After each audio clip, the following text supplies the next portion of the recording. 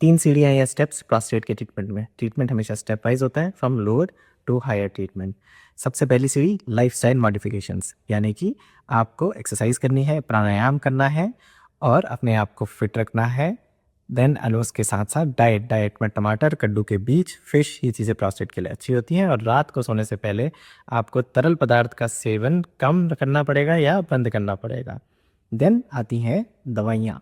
दवाइयों की जो सीढ़ी है वो आपको अपने डॉक्टर से मिलना है और आपके सिम्टम्स के हिसाब से दवाइयाँ लिखी जाएंगी। शुरू में कम डोजेस की, जिसमें से कुछ आयुर्वेदिक दवाइयाँ भी कई बार हम लिखते हैं, सोपलमाटो की जैसी, और उसके बाद धीरे धीरे हम कई बार डोजेस बढ़ाते हैं, सॉल्ट्स बढ़ाते हैं, डिपेंडिंग ऑन आपको कितनी ज़रूरत है। और अगर ये भी फेल हो जाए या कोई इंडिकेशन ऐसे हो कि आपको सर्जरी की ही ज़रूरत है, तब आती है सर्जरी। सर्जरी में सबसे जो इम्पॉर्टेंट सर्जरी है वो TURP यानी दूरबीन से प्रोस्टेट का ऑपरेशन, चाहे वो लेज़र से हो, उसे लेज़र प्रोस्टेटेक्टमी होलैप कहते हैं, थूलमियम से थूल क्लैप कहते हैं, और नॉर्मल TURP प्लाज्मा या मोनोपोलर भी आप कर सकते हैं डिपेंडिंग ऑन सिचुएशंस। देन और भी कई अलग अलग तरीके की सर्जरीज होती हैं जो स्पेशल सिचुएशंस में रिकमेंडेड होती हैं। तो ये है 3 सीढ़ियाँ प्रोस्टेट के ट्रीटमेंट की: लाइफस्टाइल मॉडिफिकेशन, मेडिसिन और सर्जरी।